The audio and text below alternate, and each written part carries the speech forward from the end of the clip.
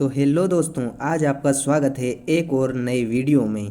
आज हम पढ़ेंगे कारक टॉपिक को और इस वीडियो में हम फिर से कारक की थ्योरी और इसके प्रमुख एमसीक्यूज करने वाले हैं। तो बने रहिए वीडियो के शुरुआत से एंड तक। तो हिंदी की सीरीज में हम पार्ट 1 में करने वाले हैं इसकी कारक की थ्योरी।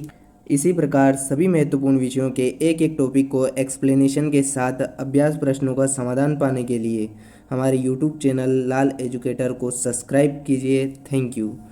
अब चलते हैं कारक। कारक जो होता है क्या होता है? संज्ञा सर्वनाम के जिस रूप से वाक्य के अन्य शब्दों विशेषकर क्रिया के साथ उसका जो संबंध प्रकट होता है उसे ही कारक कहते हैं। अर्थात कारक जो होता है यह संज्ञा सर्वनाम का वाक्य में किसी और के साथ विशेषकर क्रिया के साथ जो संबंध बताते हैं वही क्या होते हैं? कारक होते हैं। सरल शब्दों में कारक वह है जो वाक्य में काम करने वाले, जिस पर काम हो रहा है या फिर क्रिया के स्थान या समय जैसी भूमिकाओं को तय करता है, वही कारक होता है। जैसे कि एक एग्जाम्पल है, राम ने रावण को मारा। तो यहाँ ने, को और जो है से है, ये तीन शब्द है, ने, को और से। ये क्या है? कारक चिन्ह है जो कि राम रावण और बाण का संबंध जो है क्रिया से बता रहे हैं। और यहाँ पे क्रिया क्या है? मारा।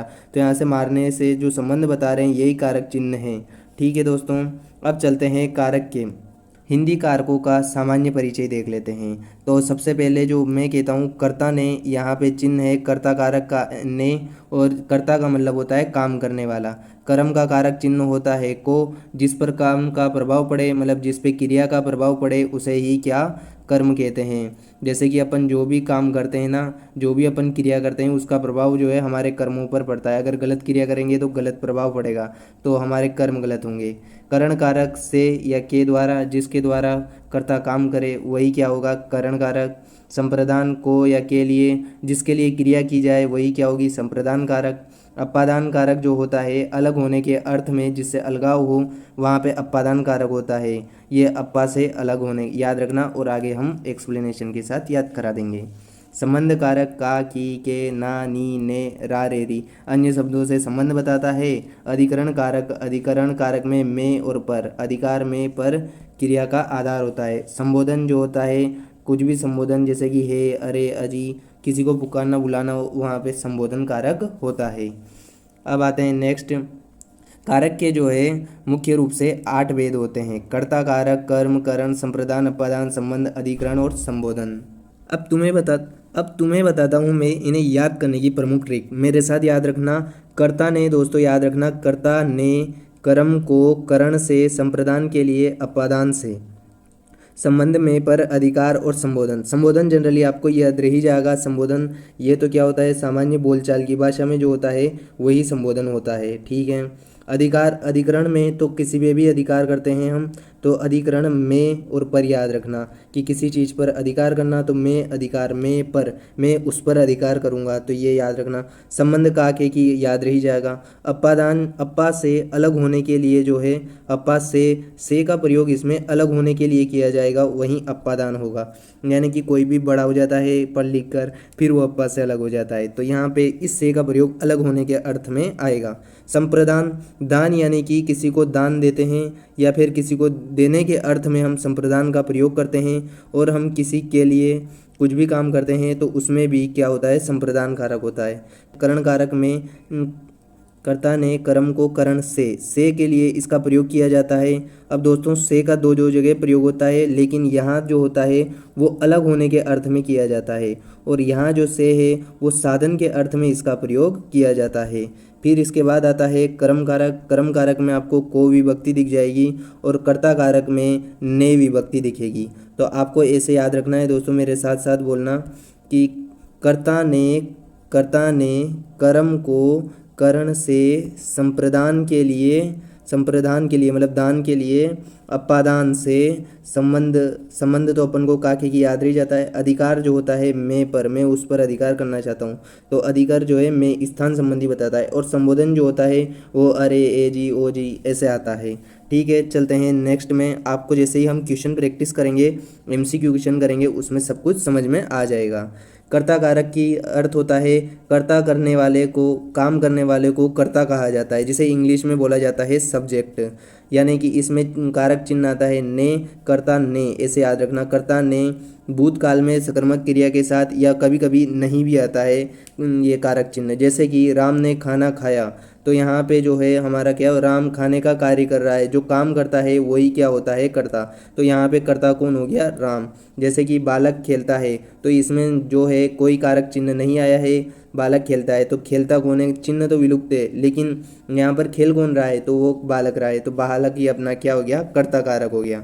कर्म कारक की बात करें, क्रिया का प्रभाव जो है जिस पर पड़ता है वही कर्म कारक है। मैंने बोला था ना अभी कि अगर गलत क्रिया करोगे तो अपन क्या है, कर्म पे प्रभाव पड़ेगा, और अच्छी क्रिया करोगे तो अच्छे कर्म होंगे, और गलत क्रिया करोगे तो गलत कर्म होंगे। तो क्रिया का प्रभाव किस पर पड़ता है, कर्म पर पड़ता है।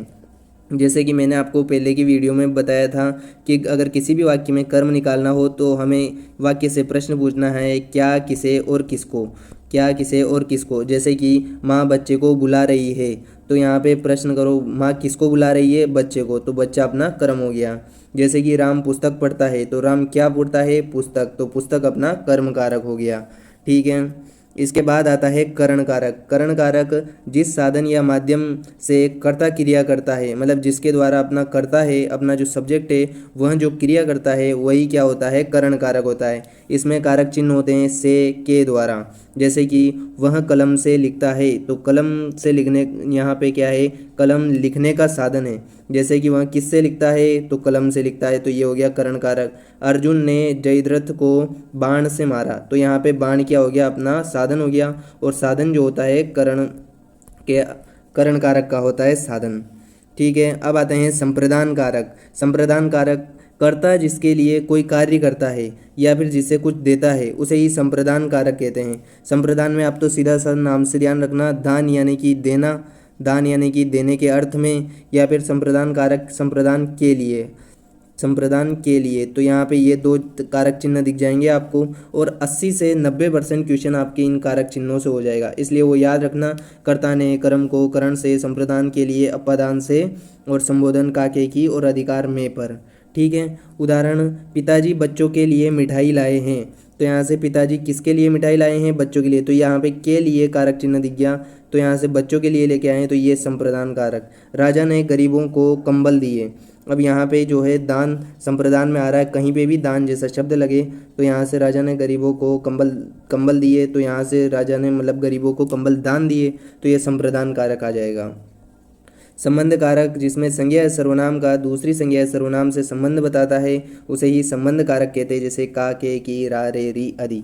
जैसे कि राम का घर, तो यह जो है दो संज्ञा है, यहाँ पे राम क्या है, एक संज्ञा है व्यक्तिवाचक, और यहाँ पे घर भी क्या है, एक संज्ञा है।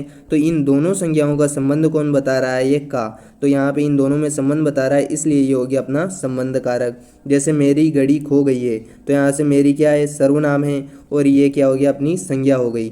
तो संज्ञा जो है और सर्वनाम और संज्ञा में संबंध बता रही है कि घड़ी किसकी है, मेरी, तो ये संबंध बता रहा है, इसलिए ये हो गया संबंध कारक। अब आता है अधिकरण कारक, क्रिया के होने के स्थान या समय का जो बोध करा देता है।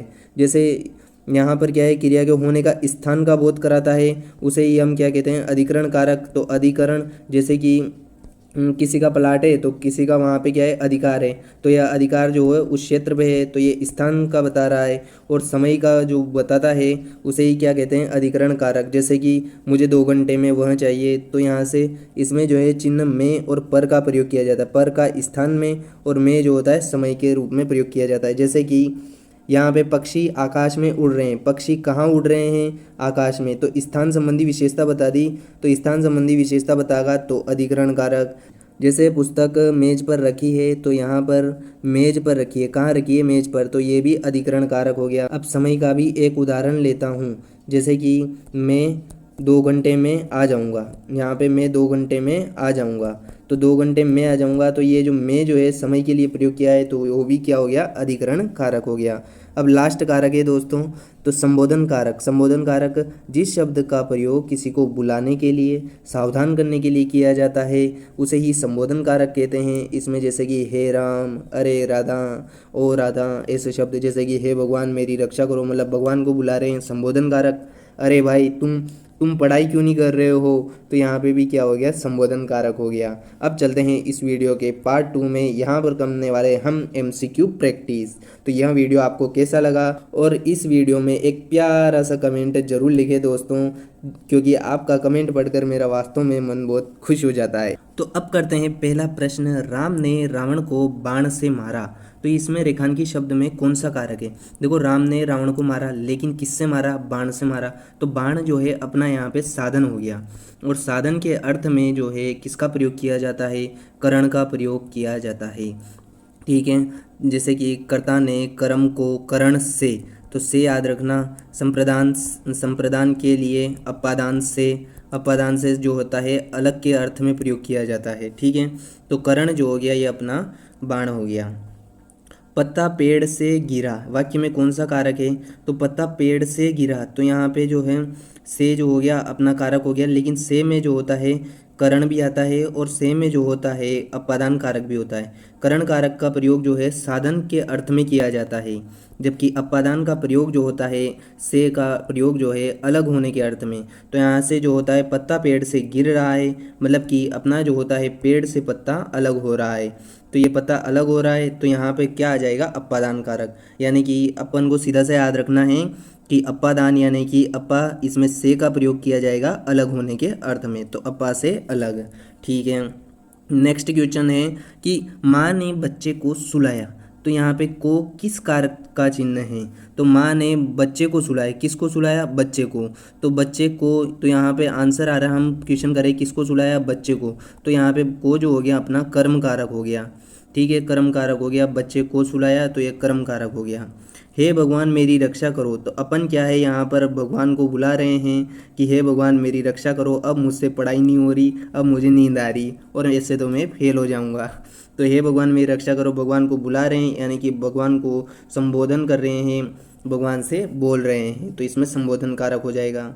जैसे कि बिल्ली छत पर बैठी है, कहाँ बैठी है, छत पर, तो स्थान संबंधी जो भी बताएगा उसे क्या कहते हैं हम, अधिकरण कारक।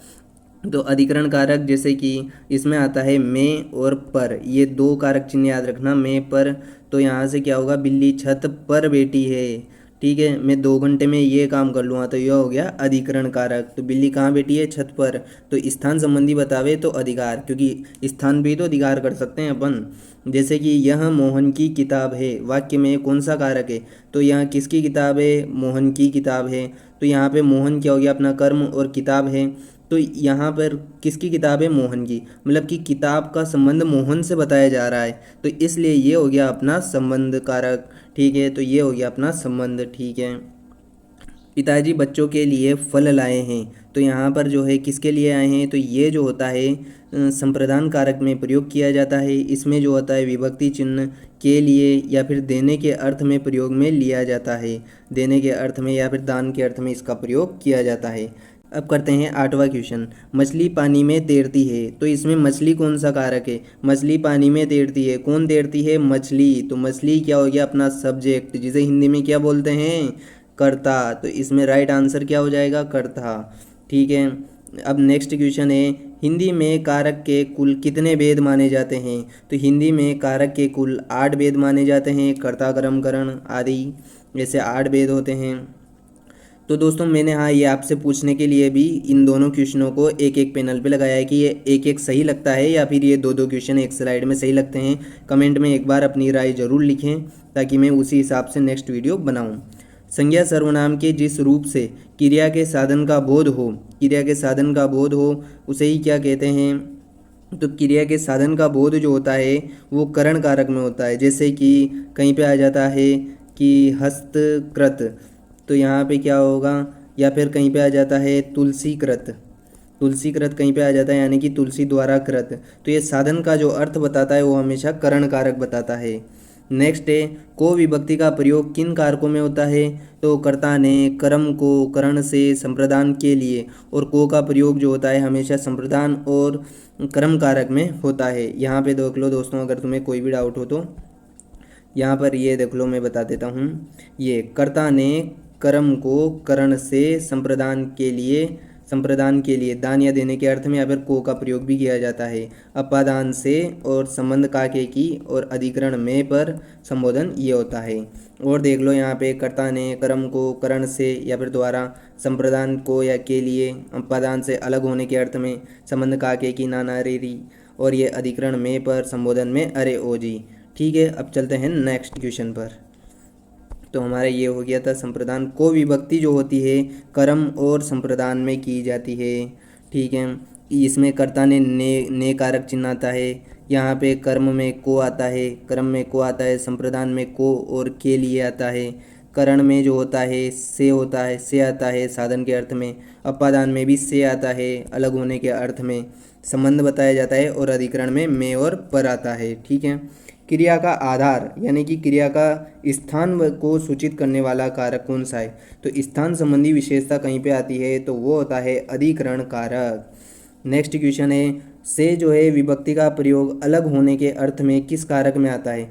तो से का प्रयोग दो में होता है, एक तो करण कारक में होता है और एक अपादान कारक में होता है। इस से का प्रयोग साधन के अर्थ में अगर होता है तो वो अपना होता है करण कारक, और अगर इस से का प्रयोग जो होता है ये अलग होने के अर्थ में हो तो अपादान कारक होता है।